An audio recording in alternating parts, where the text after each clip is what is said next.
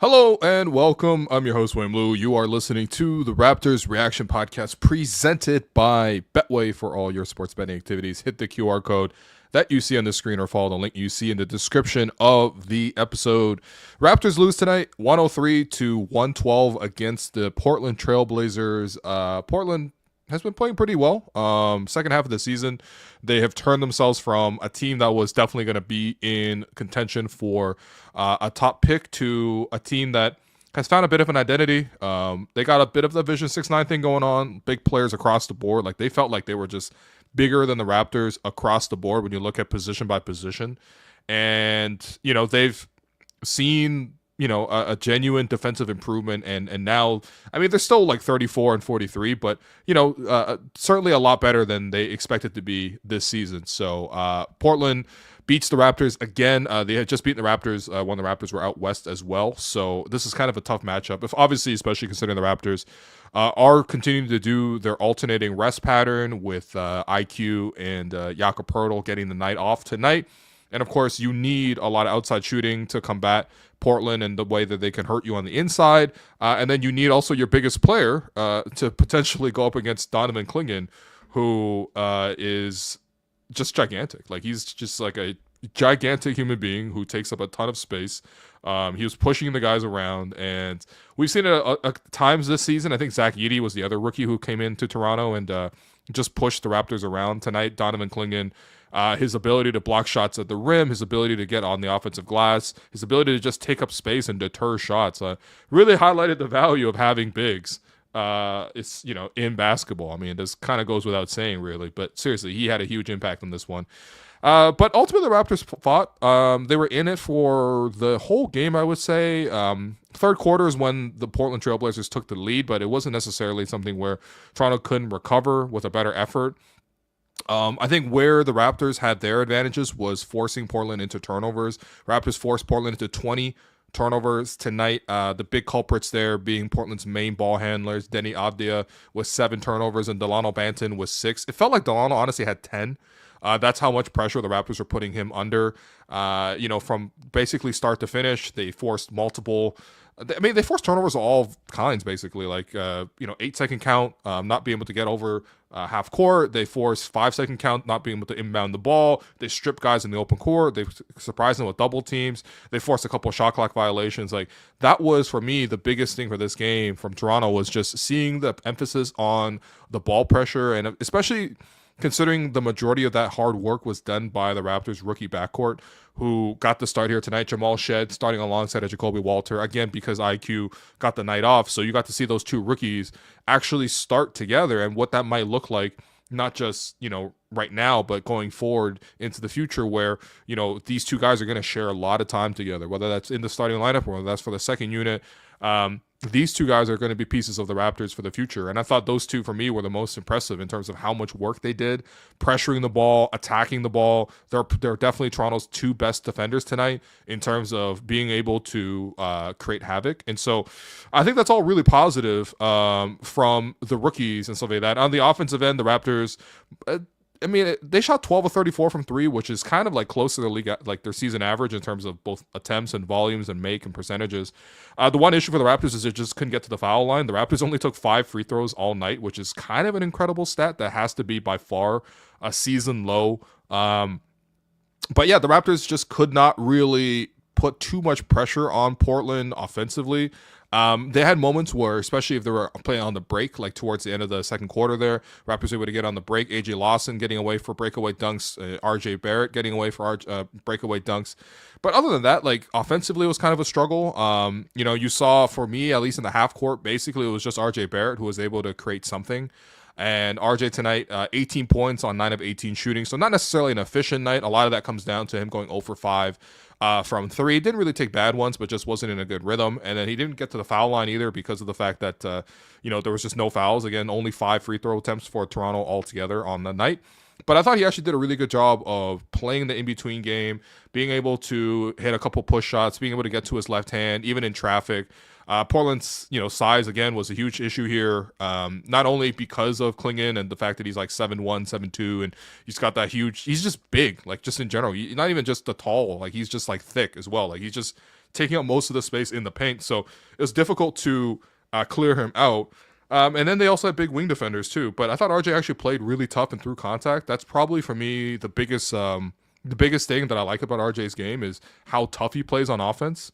Even if the defense is in place and even if there are guys stacked up to try to like prevent him, he figures out a way to like slither to the basket or power his way to the basket, play through contact. And RJ, just despite the fact that Portland did a great job protecting the rim, actually scored really well in the paint. He was actually 9 of 13 on twos. So that was good. But other than that, I mean, there wasn't really any sort of secondary scoring for the Raptors. A couple guys got a couple extra buckets late. Orlando Robinson, Ochai Agbaji cut in for a couple baskets. He played a decent game off the bench.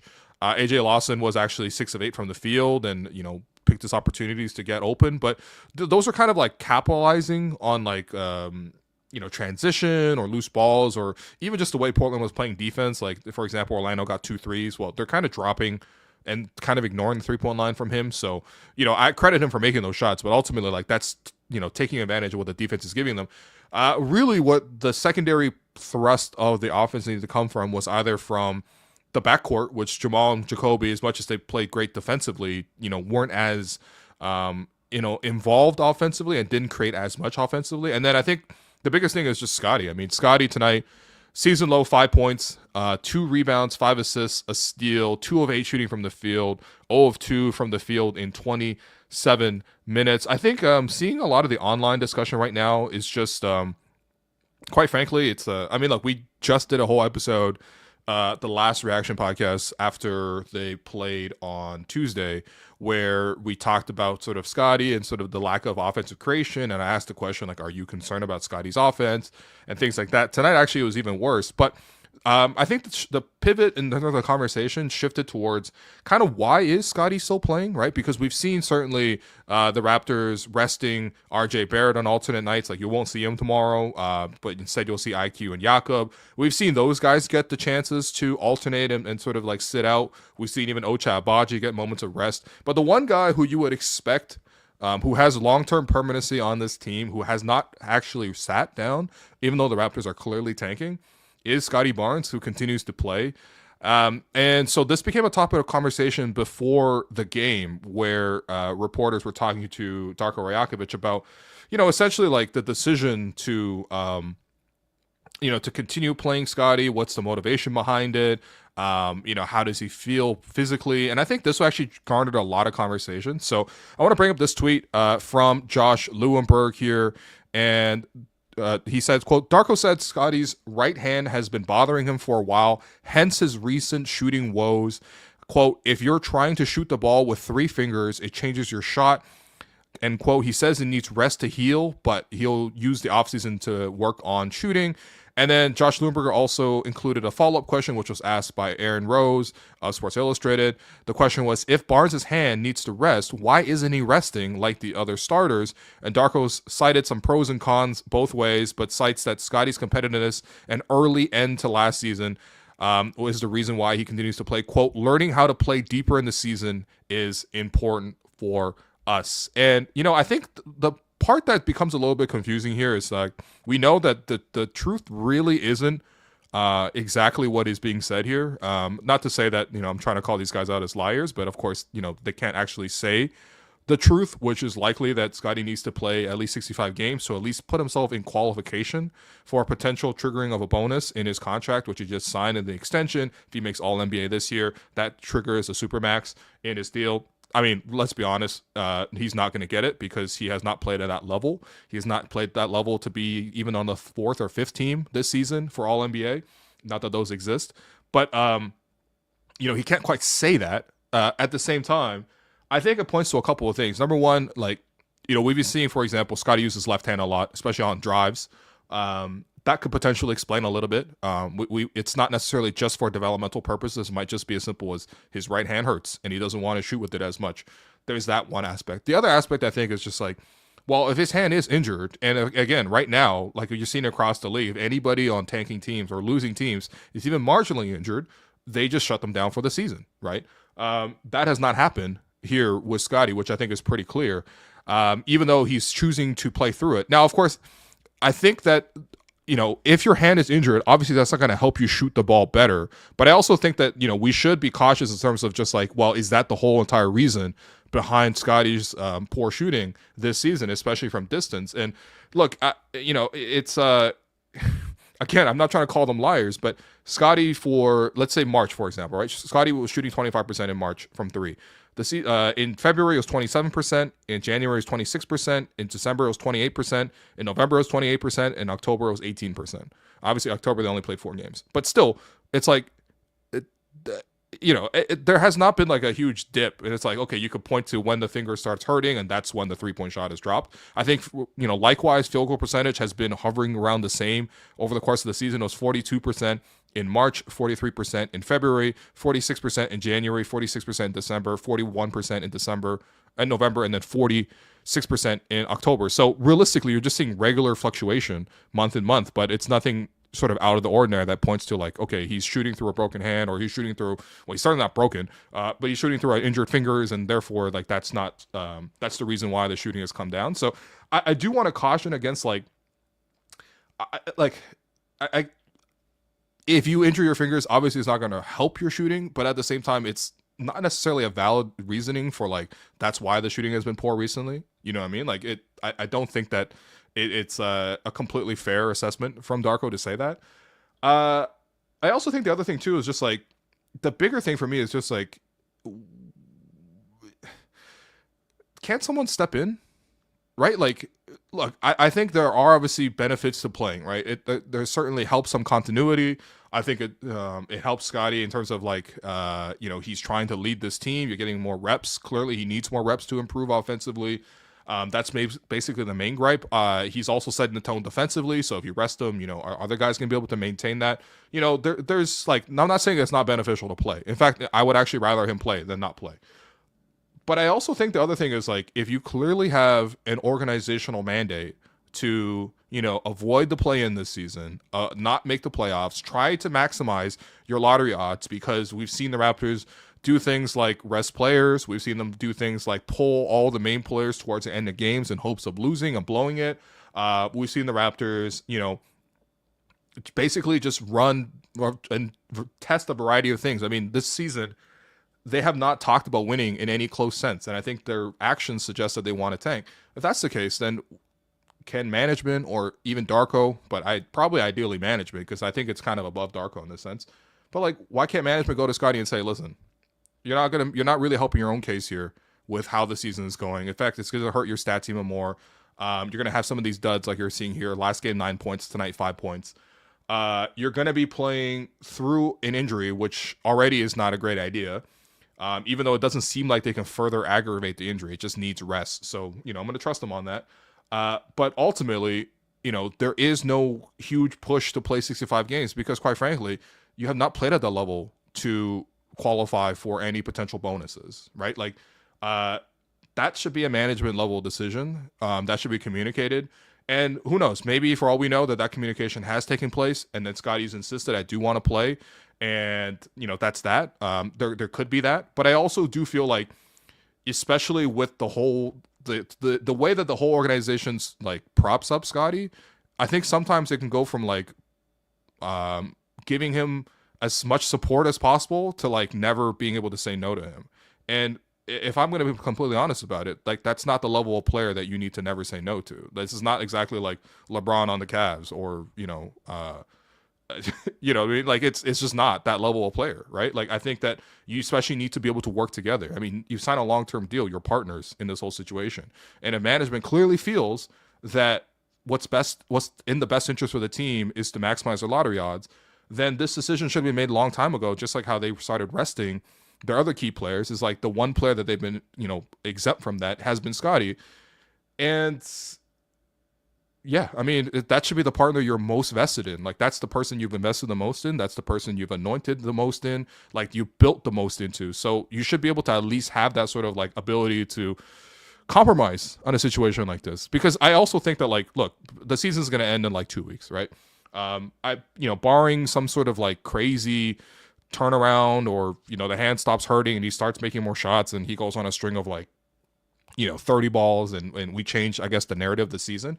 I think what's the narrative when we come back to when we spend the whole offseason? Because again, the offseason is going to last from mid-April to the start of October next year, right? So that's a long time. And even in the meantime, we're still going to have a lot of thoughts about the Raptors. We're still going to have a lot of discussions about the Raptors. There's still going to be a lot of thinking about sort of how this season went and diagnosing it. To end it on this last note where it's like a real struggle night in, night out, and people are either frustrated or confused or don't necessarily understand the decision and play through it, that doesn't really help the conversation around him either. You know what I mean? And maybe, who knows? Maybe they're just impervious to that. Maybe they're just like, you know what? We don't actually care about what people say. You know what I mean? Like we could just focus on the task at hand. I would like to think that that's true, but also at the same time, I think realistically, people know that people care about how they're talked about. And I don't think it's helping the evaluation of the season as well. I mean, what are you like meaningfully taking away from a situation where you are forcibly playing, worse through injury towards the end of the season when you're trying to lose and everyone else is kind of in on it in terms of like, okay, players are resting and you're not hearing anything. Like Chris Boucher, we haven't seen him in like a month. You know what I mean? It's like, well, why doesn't Chris play? Well, Darko's like, well, Chris, we know everything about Chris. We want to get a look at other guys. So it's like, fine. Well, you're going to know everything you're going to need to know about Scottie in the next 2 weeks. Like you've already known, like there's nothing he's going to show you in the next 2 weeks with an injured hand that is going to help you evaluation wise. It's going to help you developmentally. Like it just is what it is. The only thing it's really going to do is going to, I guess, further tank his numbers on this season and leave like a bigger sense of confusion around what's this year been. Because yeah, defensively there's certainly been a leap. I think that part is true. I think he's really dedicated on that front. I think the leadership front has been really good. Like I really like the way that he's rallied the team. I think he set the example, especially with his defensive intensity. Those things are all great. But when you, especially next season, when that max contract kicks in and he becomes the highest paid player on the team and he becomes full force the face of the franchise in a moment where they're trying to win, because next year they can't really spin it around and be like, we're actually tanking again this year and it's another development year. That's when the real frustrations will really begin, right? Because you can almost give it a pass this year in terms of like, you know what, it is what it is.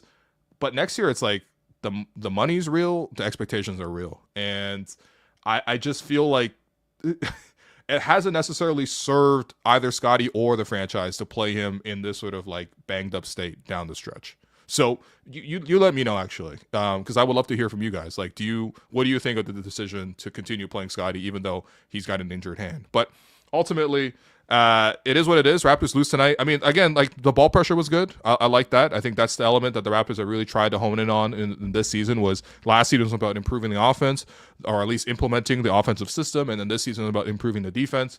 Like hopefully next season you can marry those together and actually try to win a couple games. But as of right now, it's just another one of these losses down the stretch, and yeah, that's kind of all we have to say about it. So let's bring in producer Jerome Chang here, who has a fresh NBA six-pack for us. We also are going to be giving away tickets later on as well. Just stay tuned because we have details on how you can win one of 3 pairs of tickets to go see the Toronto Raptors on April 9th against the Charlotte Hornets, courtesy of Tangerine. We'll give you more details on how you can be entered into a draw to win 3 sets of tickets. But Jerome Chang, what's up, buddy?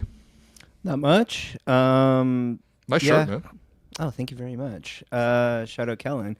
All right, let's get to a six-pack. Let's get to six-packs, Let's get to a six-pack. To start off, big news. Carmelo Anthony has been elected to the Naismith Basketball Hall of Fame class of 2025. Some career highlights include 10-time NBA All-Star, 2-time All-NBA second team, 4-time All-NBA third team. He was NBA scoring champion in 2013, All-Rookie first team. He's on the NBA 75. He's a 3-time Olympic gold medalist, 1-time bronze medalist. And the point of him finishing with USA Basketball, he was a top scorer, but since then has already been eclipsed by LeBron and Kevin Durant, who has so many more points. Kevin Durant is insane in U.S. basketball. The total right now, Carmelo finished with 336, and Kevin Durant has 518 and counting. But if I remember correctly, you're not the most fond of Carmelo Anthony. Are you? Me? What? How Oh, are no. you? No, you're a fan. No, I love Melo, man. Oh, you love Melo. Okay. I think that. So a couple things. Number one, I love Melo as a person. Like I actually really enjoy. He's probably my favorite former player podcast. I love 7 p.m. in Brooklyn. Actually, what happened to Mero? You know, I mean, I like I like Kaz too, but like, what happened to Mero? Right. Is Mero gone from the show? Well, Meryl's just not been there for a couple of shows, and interesting. there's been a lot of Monica McNutt. Shouts to Monica. Yeah. There's been some Rudy Gay as well, you know. Sure. Just the inefficient forward link up. Just kidding. No, but I love Melo's personality. I love that he's transitioned to this phase where he's just a fan of basketball, and you know the Olympic moments last year where he's courtside, he's coaching. That was sick. I love that he's just being really present for his son right now. His son is like, I guess. His son's pretty good. Shouts to Kion Anthony. I think he's committed to Syracuse, which I think is super cool. And I also think that like the longer I think Melo has been gone from the game, the more I miss that style of player of like big bully ball wing who's able to, you know, create in a phone booth, who's able to, you know, get hot in any given moment. That bully ball element, that skill element as well. That combination is just really fun. The funny thing with Melo is just that he came at the exact intersection of like when we went from being like box score watchers to like advanced stats watchers, and it happened at the exact moment where Melo was like kind of caught in the crosshairs. Like the number one person who was in that was Kobe, and the number two was Melo. And especially when Melo went to New York and wasn't able to bring a championship to New York. I mean, that team was never championship quality. I think things would change if he somehow did get a championship. I think they would look at him way differently, maybe a little more fondly in terms of like what his efficiency was as a player. But yeah, no, it's a shame that Melo hasn't existed in this era of renaissance for hoopers, because he is one of the ultimate hoopers. He is one of the purest hoopers. And I think one of my favorite things about Melo is that you know the channel Ball Don't Stop with Ekam Nagra. Of course. And Ekam's whole thing is like, you know, we got to talk about the purity of the game, the skill of the game. And the game is about a bucket. That's like his like thesis, his thesis as like or his ethos / thesis. Sure. On basketball is the game's about a bucket, and his favorite player is Carmelo Anthony. So I mean, I do love that. Itself. Yeah. I mean, there's a lot of stuff there. Like you and I talk about it all the time now because we love hooping ourselves, and we always want to figure out how to work on our very limited games as they are. And I don't know, maybe we need to study some Melo tape in the summer and. Oh, I'm gonna hit you with 18 jab steps. Let's go. And a pull up midi. Well, speaking of playing basketball, as you know, at any NBA game or any basketball game, there's a lot of programming that happens within. A lot of fans get a chance to participate in different contests, win prizes. What would be the most embarrassing thing to happen to you, do you think, if you were to do it? Like, what would be the worst case scenario for something to happen to you, Will? Are you talking about the guy at the Atlanta Hawks game who tore his ACL going for a layup? I think we're talking about the guy at the Atlanta Hawks game who tore his ACL. Let me see. I didn't want to post the videos because it's just awful to see an injury, but here's one screen cap here of him hitting the ground. And then probably even worse than that, for people watching, we're showing some screen caps from the video. It's this one here where the programming continues and they're trying to walk to court, but you can see distinctly in the background, medical help is being given to this gentleman over here. The Atlanta Hawks have had a lot of creative different types of in-game programming. I think one of my favorite things was when they used to have people go up against Hot Sauce for a period. Yeah, that was cool. That was cool. I don't know that you could, like, I don't know what the worst embarrassment you can get from Hot Sauce that would compare to tearing your ACL on a layup. First off, the video of this is super funny because the in-arena host, because like they're doing a contest where like two people are competing on like who can make the most layups or going the other way, like basically a gym class activity, right? And then on the very first like attempt, the guy runs to the end of the court and he falls on the baseline and he's tore his ACL. He slips really badly. I don't know if it was a matter of him slipping. I don't know if it was a matter of the court being slippery itself. Yeah. It's a rough look. Yeah. No, it's so funny because the person who is the in-arena MC has the mic and she's like, "Okay, it's time to go make some layups. Go!" And then she's like, "Oh no! Oh no!" They're like, "Oh, my man! goodness. Oh Yeah, no!" She even just worse kept narrating through it. That was killing me. I think on top of that too, in this part over here, She is walking the healthy, not injured contestant to an area. Who's wearing a Bagman 26 jersey? A Bagman 26 jersey, incredible. There's so much going on in this, but she walks him up, and you can see her trying to position him because she notices what's going on in the background, and they want to like not have that in the background. But then, like at the point of her doing it, she just kind of shrugs her shoulders, like I don't know. She's like, I guess you win the $100 gift card to Lowe's because you made more layups than this guy who like blew out his whole body. Watching something like this, would that discourage you from ever trying to participate in one of these? I would be mad nervous, that the sense of like now my basketball skills are on display for 30 seconds, which is obviously a very short amount of time. Because we be judging them. Because when we are at games and watching, we're constantly judging. Yeah. No, and like to be fair, I'm always rooting for the people to like win the prize. Absolutely. And like what I mean? Like I'm always cheering for people to get the prize. But sometimes it is really funny to see a guy go out there and miss like 8 straight layups and like try a free throw and air balls. So, but no, I mean I would yeah, I don't know. I think it's just like the idea of like shooting in front of that many people was kind of terrifying. So I guess that's the players for doing it every day. But yeah, that's a rough one. For some like, I don't know if we're calling these good vibes, but the LA Clippers. What a great mood that they're in right now. Yes. One band, one sound. #Uno. Kawhi Leonard is brought outside. Dude. If you can get Kawhi to come outside, I feel like the chemistry must be super high. Yeah, I think there was a post-game interview with James Harden that said, like, win or lose, this is one of the best teams I've ever been on. That's kind of with a grain of salt when it comes to James Harden commenting on the quality of a team that he's on. But that said, are you at all drinking the LA Clipper Kool-Aid?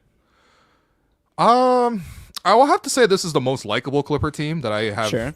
I can remember. I think the departure of Paul George certainly helps a little bit on that front, but I really like is this a revenge tour by James Harden? It kind of is, right? Like the fuck Daryl Morey revenge tour. Sure. Okay. Kind of like that, you know what I mean? Because he's an all-star level player again. He talked about we're going to play the James Harden system. I remember we've talked about before the season where we're like Harden was like, we're going to get back to playing me ball essentially, and it was like we all laughed at it. We're like, come on, James. We all laughed at it, and then it's been so long. He's been great this season. He's been really good this season. Zubac has been great. I think we saw a whole bunch of Clippers players walk in with Ivica Zubac for like Defensive Player of the Year, which I was like, I didn't even know that was a real campaign that was going on. If you asked me like 10 Defensive Player of the Year candidates, I don't think I would have named Zubac in that. Yeah. So I just like the team chemistry there. I mean, if this is a night out, I'm surprised Norm's not in this. Norm certainly he might be at the venue. He just not in this. Norm might have been at EFS instead. Shouts to Norm. He might be. Oh my, not EFS. Oh goodness. Well, I mean, on that note, I actually like the Clippers a lot this year, but I don't think they'll actually make super big noise in the playoffs. Well, that brings us to this year. Our Betway segment. So you wouldn't put a bet on these 15 odds for Los Angeles Clippers to win the Western Conference. These are pretty crazy odds. Like that's you can't get quite a return. Odds. Yeah. Wow. How do you feel about that? I mean, there's a lot obviously that goes into this. Ultimately comes down to, do you believe in Kawhi? I mean, I believe in Kawhi. I just don't believe in Kawhi's body.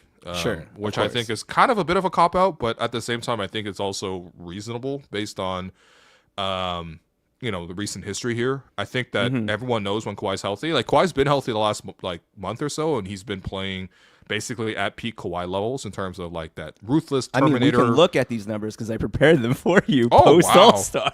Whoa, hold on. Let me read this closely. So here we go. Here's a game log of Kawhi's games post-All-Star. One thing that's really interesting, 17 out of 22 games played. That's pretty good.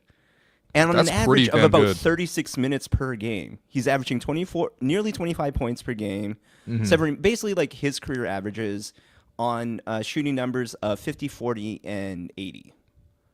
Damn. Yeah, I mean, and he's looking good. I started watching some. He looks good, yeah. He looks really good. He looks really... I mean, we obviously, at this point in his career, like, never know how long it's going to last, but...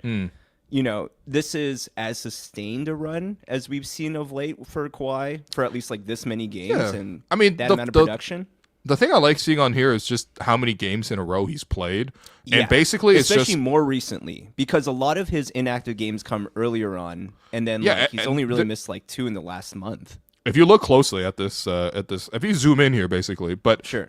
It's basically just back-to-backs. He's not playing back-to-backs. Right. But that's normal. That's exactly what happened here in Toronto as well. So, look, I think for the sake of the Blazers, or for the sake of the Clippers, like I actually think that I really hope Kawhi stays healthy. I mean, I'm never gonna root against Kawhi, man. I'm like internally grateful that he brought us like the best moments of our franchise.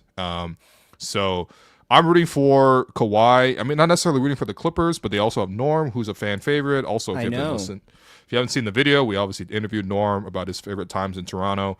But I mean, I think ultimately, like, this team is really fun. I think that the Zubats and Bogdanovich connection is also quite fun as well. I think Bogdanovich has fit nicely into their system. They seem to have like an endless plethora of wings to throw out there. Their perimeter defense is really good as well. I mean, it goes without saying they got Kawhi, but like they got like Chris Dunn plays great defense. Derek Jones Jr. plays great defense. Zubac is evidently also locking down defensively, that they're giving him Defensive Player of the Year campaigns. Right. But the only tricky thing is just that play. Like if they have to go through the play-in, like I think confidently they should be able to make the playoffs proper. But like right now, at least as of recording, they're 8th in the Western Conference, and they're basically within a half game of both Minnesota, Memphis, and Golden State. So basically this can change on a nightly basis. But if they can actually just avoid the play-in, I think I actually really do like the Clippers odds in terms of like, I mean, if you're giving me like 15 odds, like I would legit take the Clippers because I do feel like they have a better chance of that to win the West. But yeah, I don't know. It's weird. Like emotionally rectifying the fact of like letting go of my anti-Clipperism has been. I know. This is by far the least resentful team, like easily, I would say. Yeah. No. Yeah. And I really enjoy watching this team too. That's the thing. Right. I actually and James Harden. It's been fun watching James Harden cook again, man. I know. Shouts to Unovich. Well, if you do believe in the Clippers and Kawhi, scan the QR code and place that bet on the LA Clippers. All right, let's go on to other things here. What do we have next? Ooh, okay. Okay, what do we got next? If the Boston Celtics season was made into a movie or TV show, who would you cast as Joe Mazzulla?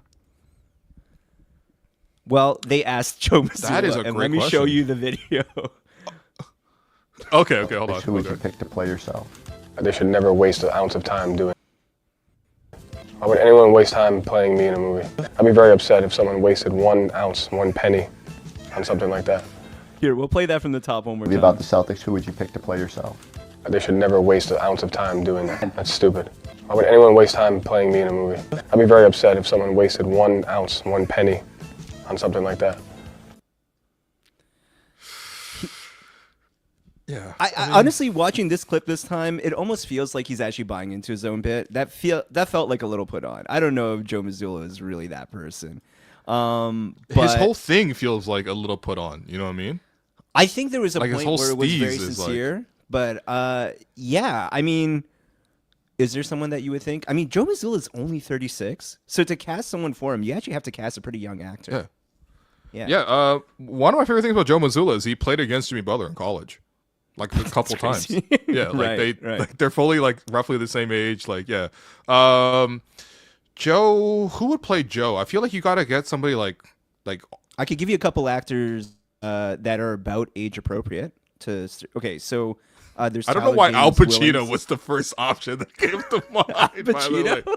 Yeah. Al Pacino playing, that'd be crazy. Yeah. He'd be like, and we were guarding Kyle Lowry, who has a big ass. And you got your head all up in it. Someone said Joe Pesci, which actually is kind of amazing. Oh man. Yeah, who would you pick to play Joe Mazzulla? Well, okay. I did search African American actors about just under the age of 40, in and around his age. So a couple names that came up. There's a Donald Glover. I don't know if that would work. Nah, Donald Glover too smiley, like everything. Yeah, I mean, I've seen him play some more serious roles. Mr. and Mrs. Smith was okay, but nah. How about one John David Washington? Decent okay. pick. A really good actor. Right. but man, yeah, maybe. Yeah, honestly, Okay. that's not a bad pick. Who else you got? There's Michael B. Jordan.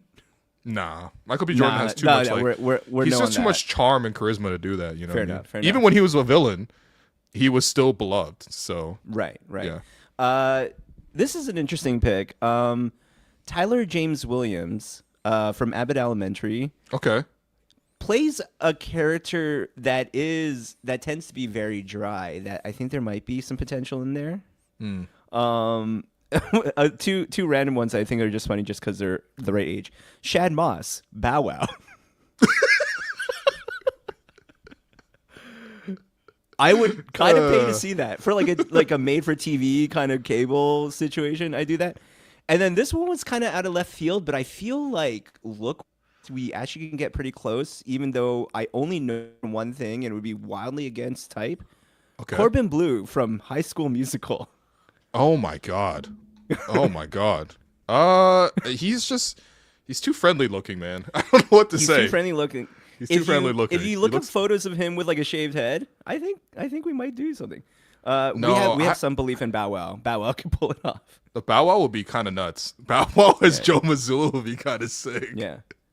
No, I mean, but like, you need somebody with like crazy intensity. You know what I mean? Like there's certain actors that like really portray I was gonna that. say like if somehow we had a young Giancarlo Esposito.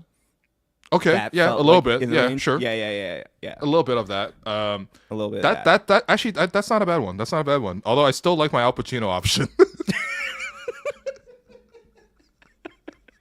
Give me coked out Al Pacino as my Joe Mazzulla actor, please. Somehow they recreate the scene from Heat where Brad Stevens is playing the Robert De Niro role at that point. Just the two of them.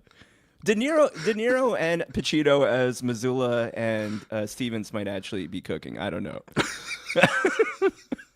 Also, just to be clear, no makeup, no prosthetics. They're just themselves. We're not going to have them do. Obviously. Oh yeah, of course. Yeah, no, he's just Italian American.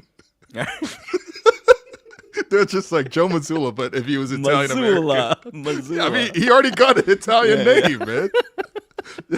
Little Joey Mazzulla, come on, man, that would be perfect. Okay, up next, I'm going to show you this graphic here. Sam Presti has officially joined a historic list of NBA executives to lead a franchise to multiple 60-win seasons on entirely different rosters. He joins Red Auerbach, Jerry West, and Pat Riley. Wow. It's a pretty cool stat. I don't know. I'm trying to figure out if that's just really more of a credit to the fact of his longevity too. But like to get like 260 win seasons for that long is really incredible to like actually do that. And then, well, go ahead. What are your thoughts? Yeah, I mean, I think the only thing missing from Sam Presti's resume, obviously, those other guys have lots and lots of rings. Sure. You know what I mean? Like, of course. You know, Pat Riley and, Red Auerbach. I mean, come on, man. I mean, the Celtics were generational back then, man. 11 rings in 13 years. You have a cigar to pull out here? Yeah, he's just like, oh, yeah. He's like, I just got Bill Russell and I got Hondo. Or I got Cousy. You know what I mean? I mean, there was only 8 teams in the NBA, but I got 11 of those rings. You know? Yeah, I mean, I think that's the one thing missing from sure. His resume. But I was actually listening finally to the aforementioned Zach Lowe and Bill Simmons episode. Because we referenced it last episode. Yep. And I think Zach did bring up the point that like OKC is perhaps in the best position of any team in history in terms of like not only are they super competitive now. I mean, they're the best team in the league right now, record wise. But they're also super young, and they also have a ton of picks coming to them as well. And all their players are under team control. Like, none of them are even close to unrestricted free agency. There's no feeling about whatever they accomplish this season. Let's say they make it to a conference final or even a finals, that their window is closing with it. Right, which is such a crazy thing because it's just like, I don't know. Like, has there been a team better positioned both right now competitively and also going forward in the future? I don't think there's ever been a team like that. No, but exactly to your point, that is a really impressive stat and just a like legendary company to be with. But he is missing that championship to really seal his status. I wanted to ask this question: Okay. How many players can you name from the 2012-13 OKC Thunder team that was the Oh. last time to win that was 60 wins? That's a great question. Okay, Yeah. obviously you got KD, you got Yep. Westbrook, you got Yep. Serge Ibaka. Yep. 12-13, they already had Kendrick Perkins, Yep. I believe, but they didn't have Steven Adams yet. Nope. So their backup center was Nick Collison. We got Nick Collison, legendary Nick Collison. A lot of Thabo Cephalosha in those teams, I remember. We got some Thabo Cephalosha. Derek Fisher was on those teams. We have Derek Fisher. From the thing is they didn't play that deep of a rotation. I think Okay. Scott Brooks was coaching that team. That that it should time. be Scott Brooks at the time. Yeah. Was Royal Ivy on that team? We do not have a Royal Ivy. What about Daquan Cook? We do not have a Daquan Cook. Who was it? They had one. We have shooting a guard. Raptors killer on this team. Jeremy Lamb was on that We team. have Jeremy Lamb on Okay, this they team. did draft Jeremy Lamb. That's true. We have a very talented scorer with one of the weirdest shot forms in the history of the Kevin NBA. Martin. Kevin Martin was on Kevin that team, right? Martin's Because in that was there, part yeah. of the James Harden trade was Kevin Martin coming back. That basically also made Daryl Morey's entire legacy. Yeah. Wow. Who else was on that team? Hold on. There's other players on that team. Longtime Thunder players. We have someone that, if he existed now, could be sort of a Kendrick Lamar, not like us reference. What? Eric Maynor. Yo, that's fire. Your point guard's Eric Maynor. Well, Okay, this is crazy. Is Nazi Muhammad on that team? he's not. No. But what Hashim Thabit is. Hashim Thabit. Oh yeah. Oh man. Here, I'll drop you a couple of other names. Okay. So, the two that I think you could have gotten are one, Reggie Jackson. Reggie Jackson, right. He And was like one third Ronnie string at Brewer. that time. Ronnie Brewer. I feel like they had somebody in their playoff runs that was like kind of a shooter, but not really a shooter. They would always play him, and I feel like he would always miss shots. Was Perry Jones on this list? Perry Jones was on this list. You Yes, got Perry let's go Jones. Perry Jones the Way to third. bounce back with Perry Jones. Oh man, that's fire. Yeah. All right. I mean, this. By the way, this team is actually much better than like the current team right now today. I think is better than that previous team, which is kind of sacrilegious to say because we kind of hold that OKC team in like especially with like KD, Westbrook, Ibaka. I mean, obviously at one point they had Harden as well, and that's the Yeah. iteration But also, of the team that went to Ibaka's the not finals. quite Ibaka yet. Like, Yeah. he's like, I don't know, man. he's close. Ibaka was in the dunk contest. Yeah, Kerry Hilson. I think Ibaka was doing perfectly fine. He was doing great, like, in general. Let's say that. In life, yeah. In life, he was doing great. Yeah. Yeah, and then also just generally, this current team, maybe the top end talent we won't say necessarily matches up, but it's a way deeper, way like overall more talented team. No, one of the things that's scary about OKC is just like how many players on their team would like not even be in the rotation for the Raptors, but like start for the Raptors. Right. Oh yeah. And I mean that's just as much about the Raptors as it is about the Thunder. Yeah, no, like their whole like they have like 10 guys that you can like feel great about. Like obviously Shea, Jalen Williams are great. Chet Holmgren when he plays is great. Hardenstein when he plays is great. Lou Dort when he plays is great. But like Aaron Wiggins like has had a really nice year. Cason Wallace is a really good defensive point guard. You know, all due respect to Jamal Shead, but like I'd rather have Cason Wallace. Sure, Isaiah Joe is a really good shooting guard. Alex Caruso is also really good. Counter Williams when he plays is really good. It's I don't know, man. It's also I mean like credit to them, man. That's a credit hell, to them for that's a the hell of a team. drafting. It's also a credit to when you have your top end talent like playing at their level, it allows them to excel in their roles. You know, like they don't necessarily need to step up. All right, final item Andre here. Roberson, by the way, shouts to the chat for saying Andre Roberson. He was had not to be on this team though. right? He was not on this team. Oh, he wasn't drafted yet. Wow. He wasn't drafted yet. Yeah, but What that about is a good what shout. about Kyle Singler? Singler? No Singler. Wow. Okay. All right. Yeah, but okay. Anyway. Final item here. Let's just chat about it. I don't even know how serious this thing is, but like, Chris Bosh. Toronto Raptors are reportedly finalizing a plan to have Chris Bosh's jersey retire next season. Per multiple sources, no date has been announced yet. Scottie Barnes will be wearing a different jersey number. Is this a April Fool's joke? What is going on here? Yeah, Jerome, I have to say to you, this is clearly an April Fool's joke. This is clearly April Fool's joke. Okay, The good Toronto to know Raptors about that. have I mean, first off, I mean, if they can't even tell Scottie the rest of the season, they're definitely not telling Scottie when you can't wear number 4. That's no the more. part that I was curious about at that point. Okay. Yeah. That's number one. I think number two, what's been interesting about this in particular season, especially with how much like 30th anniversary stuff has been put out there, is just like, it's not only has it been interesting revisiting the history of the team through That's the lens kind of why I was half believing it, because I was just like, No, are they riding the wave of this is April Fool's, Yeah, man. This is is April Fool's. absolutely April Fool's. Yes. But like we've seen Open Gym tell their story of like Exactly. the Raptors in the 30th anniversary. We've seen Sportsnet put out a 5-part doc about the history of the Raptors. We've seen obviously, you know, TSN and put out their documentary, We the North, from prehistoric to historic. Shouts to Alex Wong, 5 stars on Letterboxd. Yes, sir. And the one thing that I feel is a constant in this is just everybody just completely skips over Chris Bosh. He relative to like how much he did for the franchise, or I guess how long he played for the franchise, and the fact that he's still like top 5 in scoring, like the franchise leader in blocks, rebounds, and stuff like that. That's kind of why I wanted to bring it up too, because there's obviously like every outrage version weather of the going story on. does not really include Chris Bosh. They just skip through. Yeah. Like there's not one Chris Bosh moment that they highlight. There's not one Also, Chris every Bosh time play that they that we highlight. have like a DeMar Yeah. DeRozan, Pascal Siakam, any number of players that have set Raptors records, they're they're taking Chris Bosh's record. No, the only time I've seen Chris Bosh even acknowledged by the team this year is when they put out a happy birthday Chris Bosh. Now, Right. granted, I feel like Chris Bosh has not necessarily been like over eager to like associate himself with the Raptors. If anything Yeah, else, when I you think think of there's a Chris little bit of Bosh, that like too. everyone Like, thinks of the he- Heat, not the Raptors. Exactly. But it wasn't like he left on such bad circumstances, you know what I mean? Like I think like Chris No. Bosh had a way uglier exit. You know, I think that DeMar had a way more dramatic exit. You know, I think you know, I mean, you know, Vince is an all-timer, but like even other guys like Tracy, I feel like, you know, when Tracy came back, he was booed.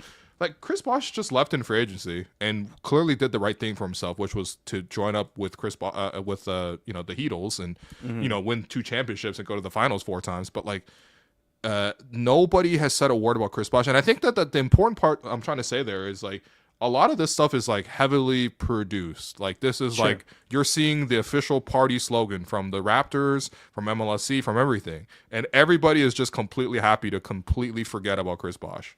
And Yeah.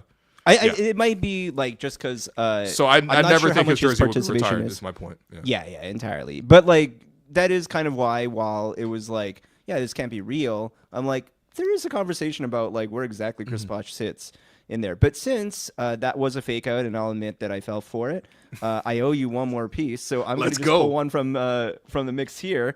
Happy anniversary to Paul Pierce for his 4-year anniversary of his live Instagram that got him fired from ESPN. Yeah. Did you actually get a chance to watch this? No, I mean, No, not until after the fact. I've seen the clips that went around on social, but Sure. I just I don't know.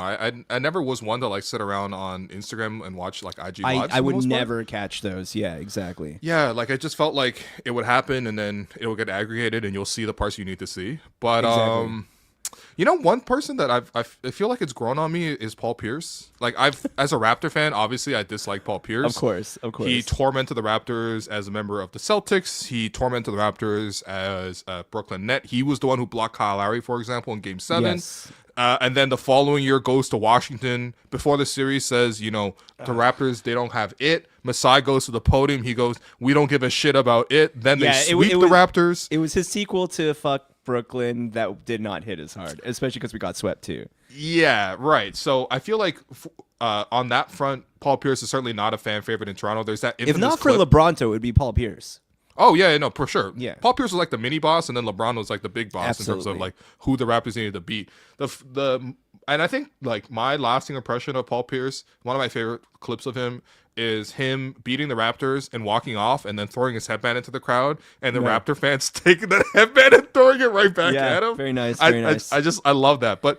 Paul Pierce as a media personality, I think it just cracks me up. I think at first when he was on ESPN, he used to be on Yeah. The Jump a lot. Yep. Like he used to just be famous for being wrong or like boasting about himself. Because like they would try to set him up all the time because I think they realized this. So they were like, "Yo, Paul Pierce, who's the better player, you or Dwayne Wade?" And he was like, me. I gotta go with me. And I'm like, yeah, no, yeah. Paul Pierce, you're not better than Dwayne Wade, man. Get out of here. But like, The shamelessness was actually endearing. but it was endearing and it grew Yeah. on me. And I actually really like Also, Paul if he Pierce doesn't now get on the fired, I pod don't with, know. He's really good with him and KG are really fun. Yeah, Yeah, I actually really if like he that wasn't fired, also, it feels like a moment in history because I feel like then we don't get nearly as much of any Kendrick Perkins. too.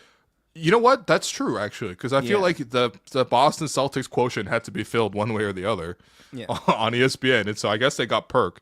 Yeah. Which has, I suppose, been a net negative for society in general or discourse in general. But I do miss Paul Pierce, and I Yeah. do feel like, I mean, Paul was just like super memorable. I feel like he was also like down to clown a little bit, which I think is a really key I mean, thing. the photo indicates as such. No, but like he just like he knows. I guess he could take a joke at least a little bit. You know what I mean? Which I think is a key to like he can actually take a being joke, personable. But he also, it's very funny. I mean, like the really good example of that, and honestly, so true to Paul Pierce is when I was working at The Athletic for a season, I worked on Michelle Beadle's podcast that she had there with Yeah. us, and the very first episode was an interview with Paul Pierce, which was like, what a way to start, and. He did his interview with us live while he was at a shisha bar. Oh yeah, wow. And partway through it, I think we had to pause in between because he was just making an order, like for more. And also, the interview ended just because his internet cut out, which it cut out at a very convenient time, but it did just cut out and he just disappeared. And we're like, I guess that's it. But to your point, he's just like such an affable person who, much to his own fault, like will just defend everything. Like we brought up the idea of like, did he shit his pants? Yeah.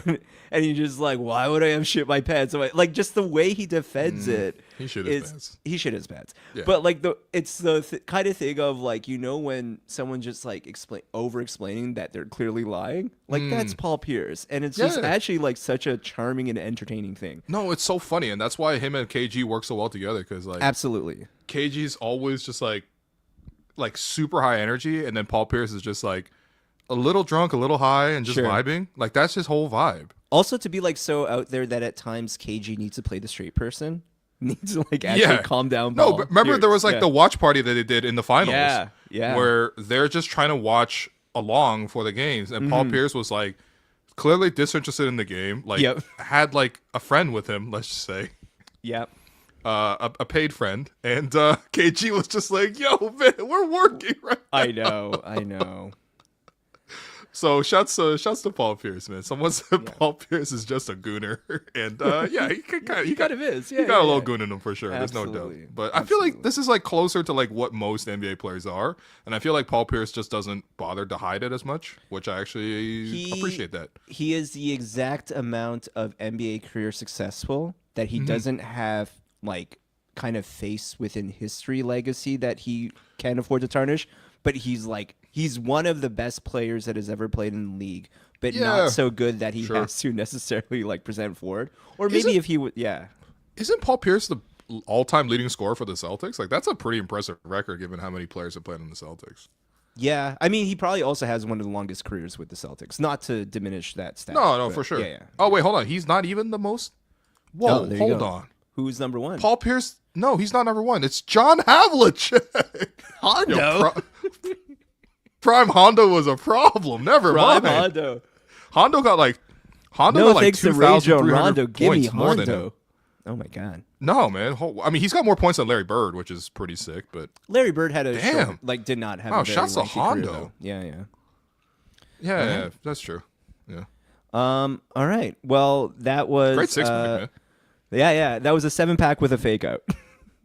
No, it's all good, man. Chris Bosh. I hope you didn't fall for that, but I don't know. Do you think Chris would have come back for that? Ooh. Yeah, no, he'd have to. That'd be insane. Has anyone ever not come back for their jersey retirement? No, I guess not. But I just mean like I haven't seen Chris Bosh back in Toronto in a minute, so it's not like he's not one of those guys that comes around all the time. You know what I mean? Like today we had Terrence Ross come back, which was cool. Yeah. We'll talk about that in the Tangerine segment. We had some people talking about it, so we'll get to it. So why don't we get to Tangerine?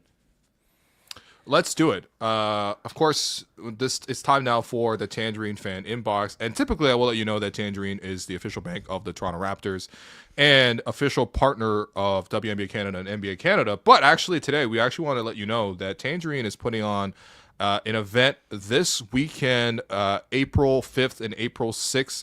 The Tangerine Layup event is taking place at Stack Market. And we're really excited because they have a lot of fun activations. The Stack Market is actually just fun to go to anyway. A lot of great food, a lot of great drinks in the area. Just a good vibe in general. But should we run the clip? We should run the clip. That's right. We have a whole clip explaining this. You don't need me to say this. Go ahead. Let's do that right now. Hitting your goals should not be this complicated. It should be as simple as banking with Tangerine. Take your shot at the Tangerine layup for a chance to win one of 150 pairs of Raptors tickets.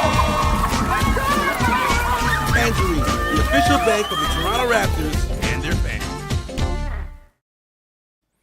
All right. There you go. And as you can see, 12 to 4 p.m.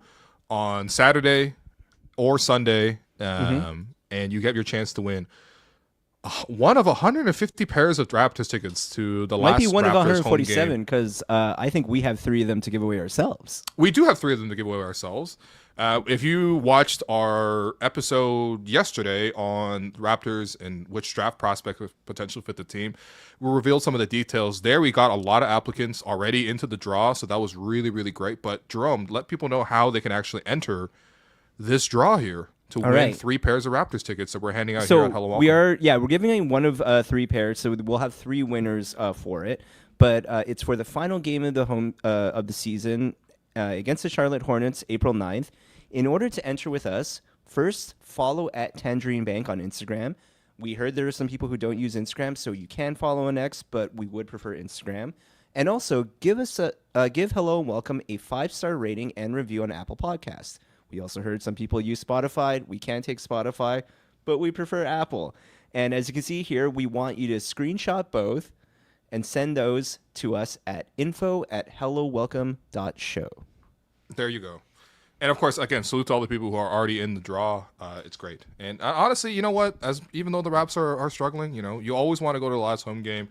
Fan appreciation night. You never know who's going to play between the Raptors and Charlotte Hornets, but it is still free tickets. And I think it's a really cool event to check out this weekend at Stack Market. We will actually be there ourselves. Me and Jerome will be there on Sunday, so we will see you there. Come up, say hi. Don't be shy and things like that. But go out there and win some Raptors tickets, man. Yeah, because honestly, tickets, I think there's supposed to be some alumni. You're gonna miss it. There's some alumni. Northside crew, the Raptors should be there as well. I forget, one of our emails told us that DJ Four Corners will be there, but we'll see. We might get some Raptors DJ as well. Let's go. Shouts to Four Corners, man. This ain't a circle. It's a square. All right. Well, let's get to our questions here. First off is actually just a comment. T. Ross on the mic was pretty awesome. I'm not sure. I think you were probably at the game at the time still, but and I didn't get to see it myself. But yeah, Terrence Ross, welcome back for the 2010s night. How did that go? You filmed a video.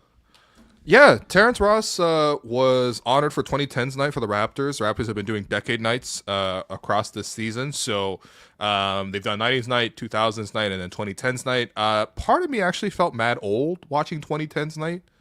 I'm like, oh, like that's my era. And now that's part of history. I thought I was currently living my era, but no, it was actually great. I think they did a great job of incorporating not just Terrence, who was super warm, friendly. By the way, he looks great. Like, he looks like he could still play. Yeah. He looks the exact same, actually, as when he got drafted by the Raptors way back when. I think that was 2012 he joined the Raptors.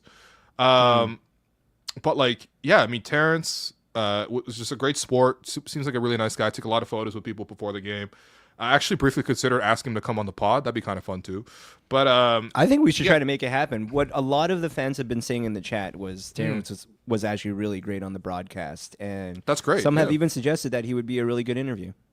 Yeah. So shouts to Terrence Ross. It was also really fun to just see, like, I mean, so the Raptors, at least if you're in the arena for these nights, like, they'll do specialized intros and they'll sort of like mix, I guess, blend together highlights from players in the past and players on the current roster.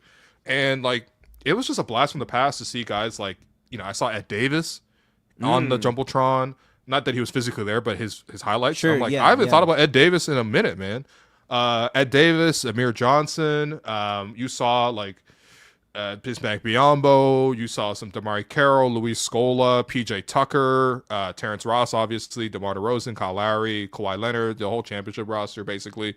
Sure. But it was a lot of guys where I'm like, oh yeah, like this was such a crazy decade, man. Like the way the Raptors started the 2010s versus how they ended it was just nuts. Because at the start of the 2010s, Chris Bosh had just left. We're Sure. playing like Jared Bayless and Leandro Barbosa. DeMar was still like very raw. Andrea Bargnani was pretty terrible. Like we just had random players cycle in and out. So Sure. to have that end with a title was great. But shouts to Terrence Ross. It was great to see him come back. Yeah, Terrence Ross is actually like sneakily one of my favorite Raptors. We always talk about Vince Carter, obviously one of the greatest dunkers of all time. Terrence Ross's bounce is like one of the most incredible, like Coco also looking the same. Shout out. But yeah, like I just remember him having, because he won a dunk contest. He also has some of the craziest like in-game dunks. His dunk on Kenneth Faried was like so good. Man. Whew. But yeah, shout out Terrence Ross. Also, it's Terrence Ross has like a personal thing for me because when I interned at MLSC, so just at the start of doing all this, he just got traded to the Magic. That would be the trade that brings us Serge Ibaka, right? That was a trade. It was Terrence Yeah. Ross plus their first round pick, which turned into Andres Pasechnic, I think. I butchered the name, but it was not a player who actually factored into the league picture, let's say.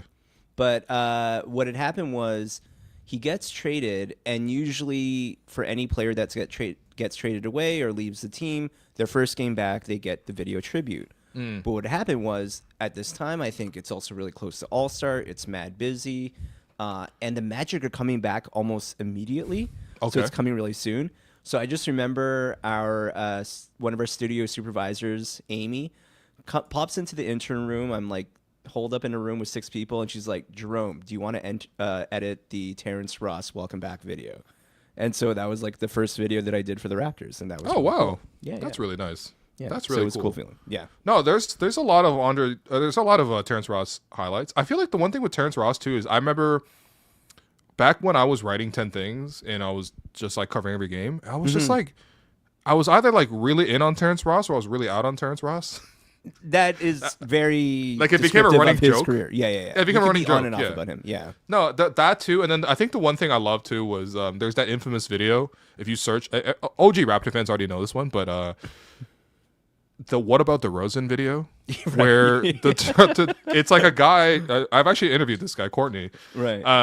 But he's filming a reaction to the 2012 NBA draft, Right. and then it plays the draft music, and then David Stern steps to the podium, and he's like, with the 8th pick, the Toronto Raptors select Terrence Ross from Washington, and he goes, yo, man, I told you, man. Like, what about the Rosen, man? I told That's you, so man. What good. about the Rosen? So, shouts to the What About the Rosen, man, aka Courtney. Courtney, I hope you're doing good, buddy. That was great. Okay, let's get to another question. As you mentioned in the game, it was really rookie heavy. So here's a question for you: how would you grade our rookies, Shead, Jacoby, and Mogbo, and Battle tonight? And I guess so far this season, but I think we can focus mostly on tonight. Yeah. Okay. I think Jamal. You know what? Let's just do on this season. Sure. I mean, like I've already forgotten what happened between the Raptors and the Blazers tonight, man. Fair enough. This is one of those flush it type of games. Okay, Jamal. I would give Jamal like a solid A as a rookie. We're talking about a second rounder who's come in as the 45th pick. He has taken the leadership role for that second unit. He is a person He's who far exceeded any expectations that you set. At the beginning of the absolutely. season. Like I'm already like pretty happy with him as a backup point guard. As is, he plays great pressure defense. He's figured out the 3-point shot. He's figured out the little in between. Like if he has to create something off a high screen, he could shoot that little push shot. I'm already pretty happy with Jamal, and his attitude is awesome as a person. So he's an A for me. Jacoby, the only reason I'm giving him B plus instead of A is just that like he missed a lot of time to start the season and he wasn't factoring in as much. The last month or two has been a complete A for me. I think defensively, that's the part that's really slept on. His ability to, pressure the ball and guard up multiple positions. I think that's been really fun. We saw him actually do a great job when he was switching on to bigger defenders tonight. Like Denny Abdia, for example, is like much bigger than Jacoby, but I thought he actually did a great job staying in front of him.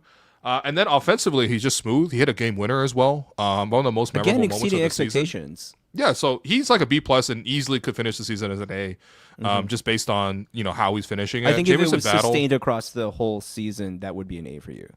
Yeah, Battle, I would give Battle like a solid B, maybe B plus as well. Sure. I think that he went through a bit of a cold stretch recently in terms of shooting the three, but I think a lot of that has to do with the mask. I think that that probably does impair his vision a little bit. But he, for me, especially watching so many warm-ups as I have, I would say that on a wide open shot to like hit just from three, the Martians got the death beam pointed at Earth. I want Jamison Battle, but no, seriously, he is probably for me the most bankable outside shot. Yeah, how are you supposed to shoot through this thing, man? By the way, at one point the Raptors brought in Jamison Battle and also Cole Swider off the bench at the same time, and I'm like, oh, there goes Swider Man and Battle Man. So that's my two right there. And then Mogbo, I think defensively has competed all season, has probably played the biggest role for the team all season in terms of like he's consistently been in that rotation outside as him being in the G League, but offensively probably has the longest way to go between the three of them. Tonight he actually did pretty well. He finished through contact a couple times around Klingon, which is impressive because he's so much bigger. But I like the approach tonight. He tried to dunk everything. Overall, I would give him a B minus. All right. So, but I mean, look, I think the Raptors went 4 for 4 on the rookies. So yeah, that's all in all, pretty it's good. been a really good season in terms of like who we drafted in. Question about what you're wearing. What's that hockey jersey kind of pullover that you got going there, Will? Yeah, so I got this sweater courtesy of Peace Collective. Shouts to Peace Collective here in Toronto. They, support Canadian-owned products, et cetera, et cetera.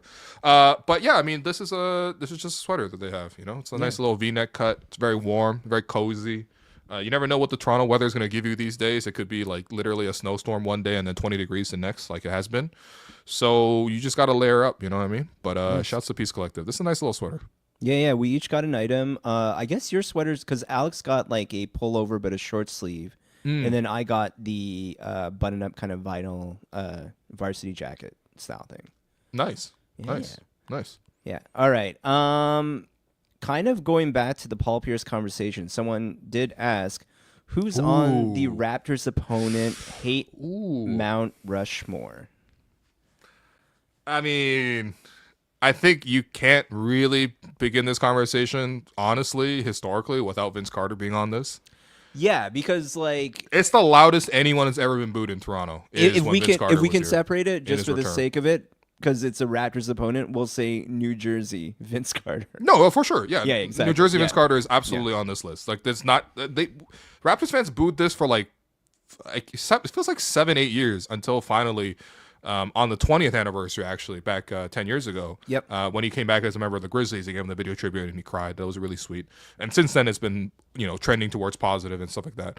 I think Joel Embiid has to be on this list.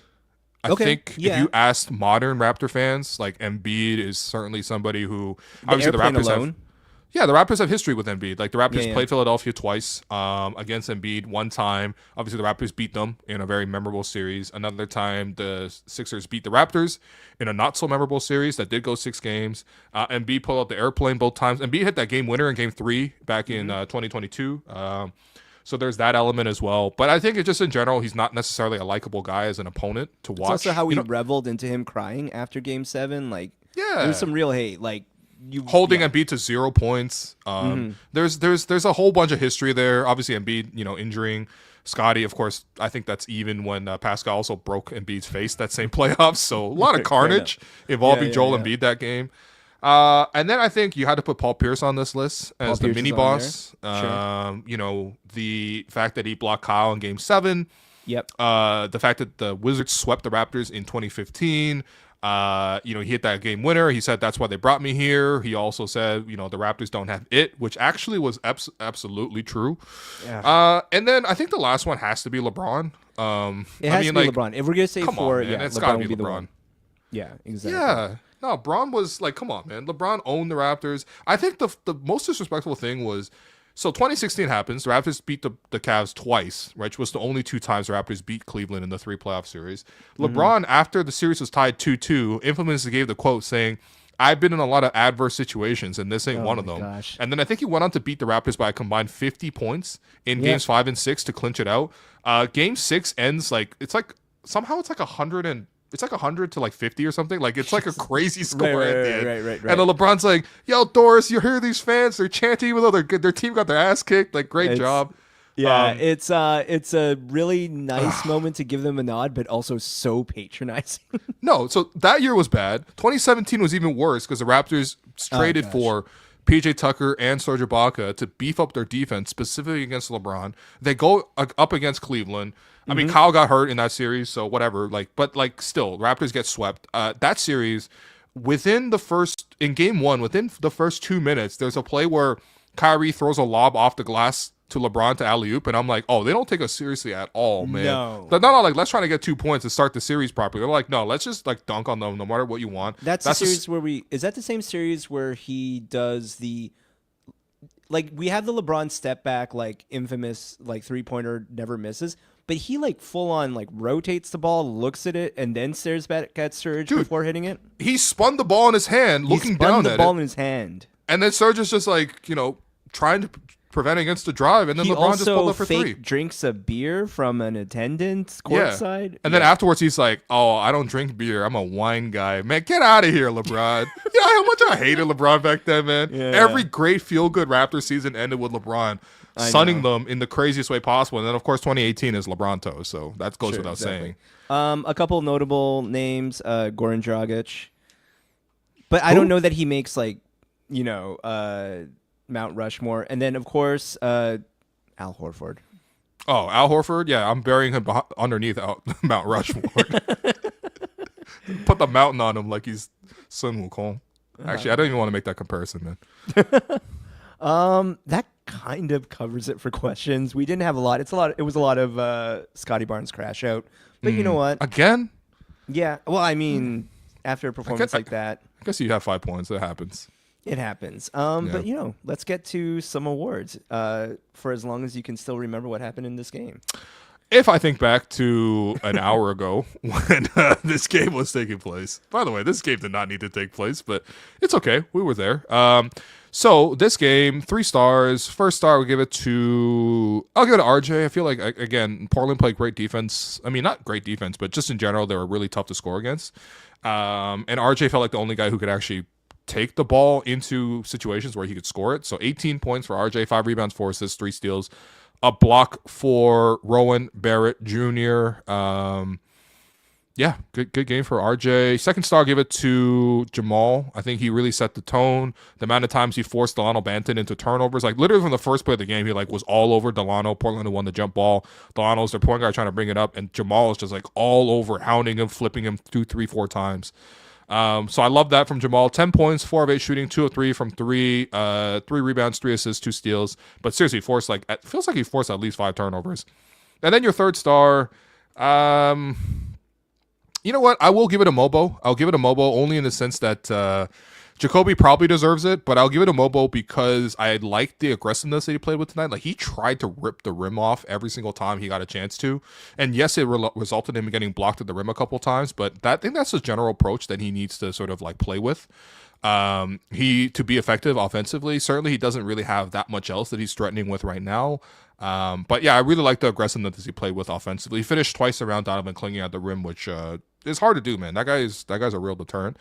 And then your Gerald Henderson Award winner, I mean, there's no other pick for this, really. It's got to be Shaedon Sharpe, man. Shaedon Sharpe, 36 points, 6 rebounds, 5 assists, 2 steals. I think that sets the record for most points by a Canadian player against the Raptors. So congrats to Shaedon. But he is absolutely cooking. Pull-up threes, step back, mid-range pull-ups.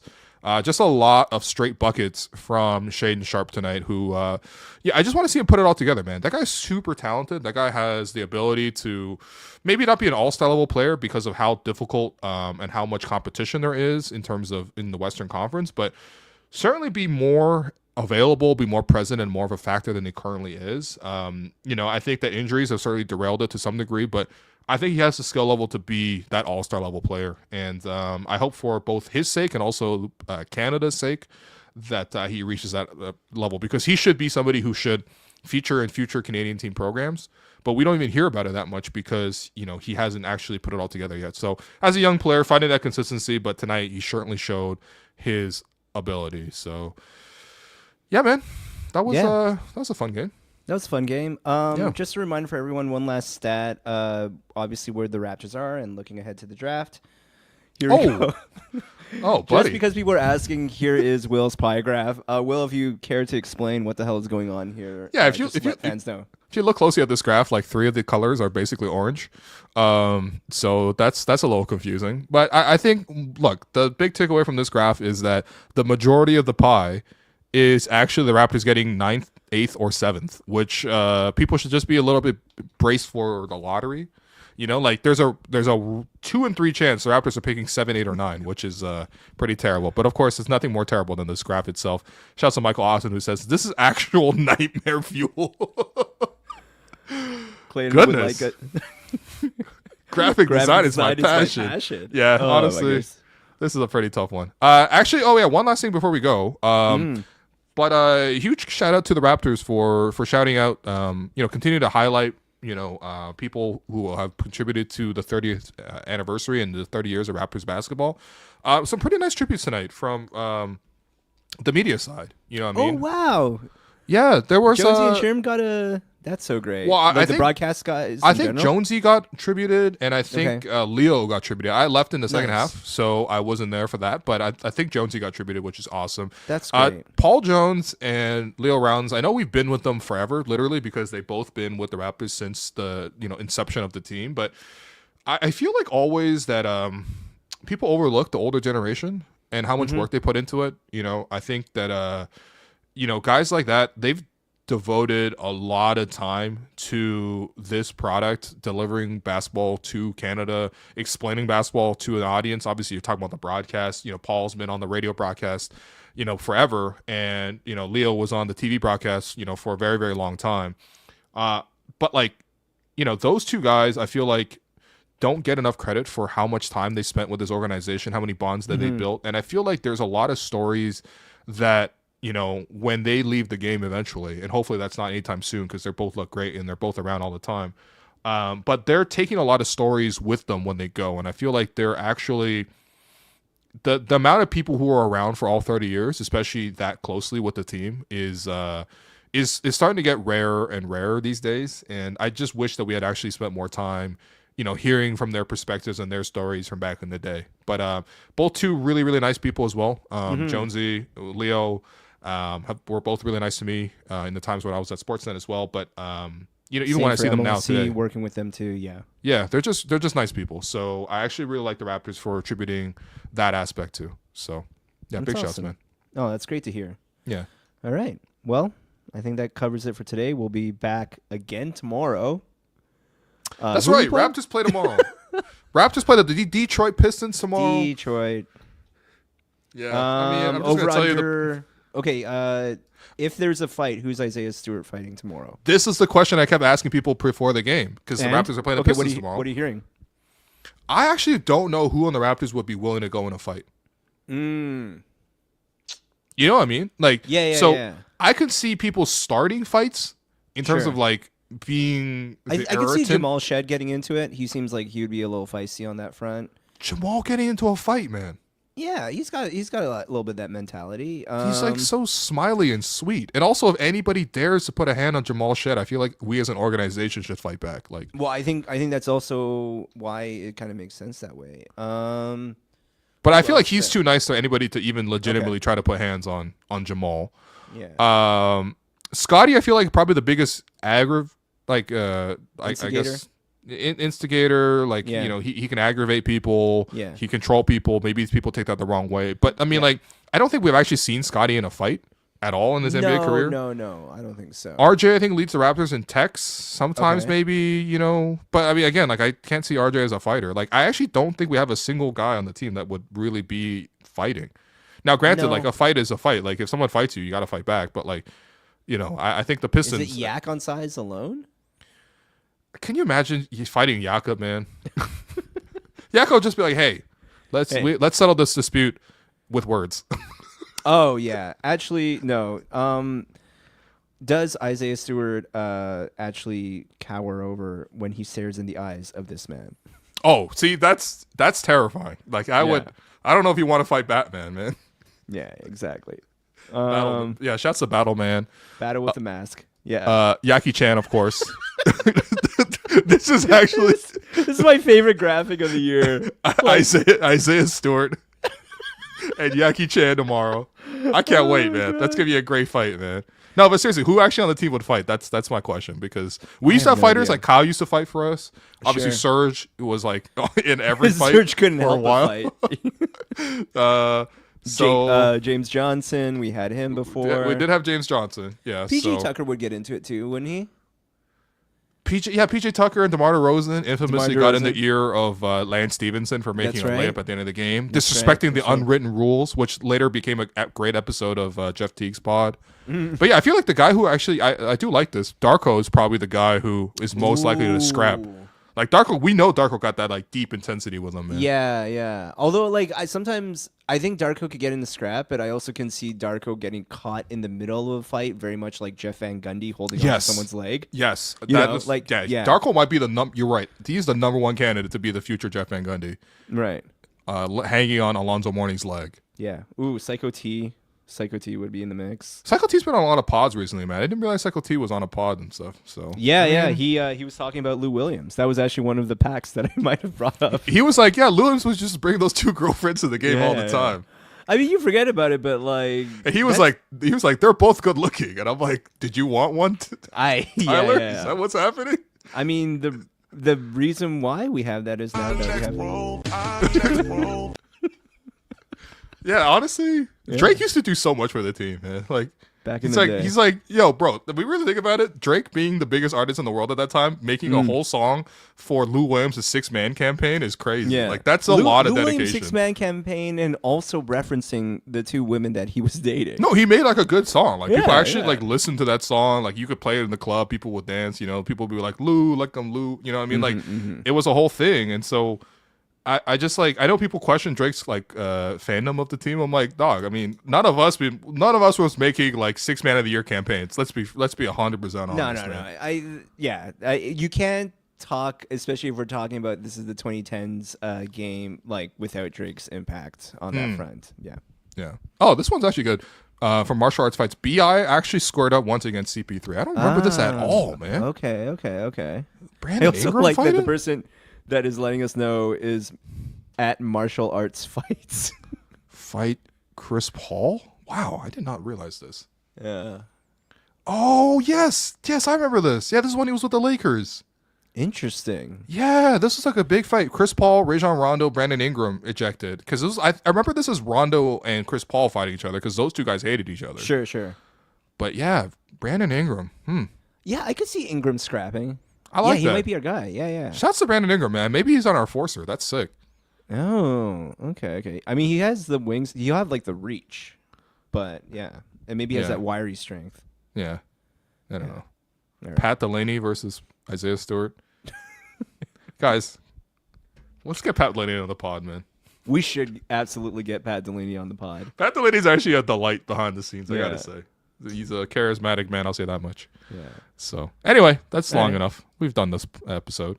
So, thanks everyone for listening. We'll be back tomorrow on the Reaction Podcast. Hit the subscribe button on your way out if you haven't already. That way, you will get a notification every single time that we go live, which is after every game. And I know that the games are dwindling, but we'll have probably more lives in the offseason as well. We just like doing this. Honestly, it's We're just gonna nice figure out being... stuff to do in the off season. I think we're gonna set up some watch parties. for the playoffs. We're gonna do some stuff. Couple while we're out there. events around the city. You know what I mean? Yeah. Got some special events planned up right now. We're cooking up something big. Can't tell you yet, but you know. Yeah. But thanks everyone for listening. Leave a like on the stream on your way out, please, and thank you. And of course, we'll be back tomorrow when the Raptors, for some reason, when they play again. So we'll see you then. For myself, for Jerome Chang, this has been the Home Welcome Podcast presented by Betway.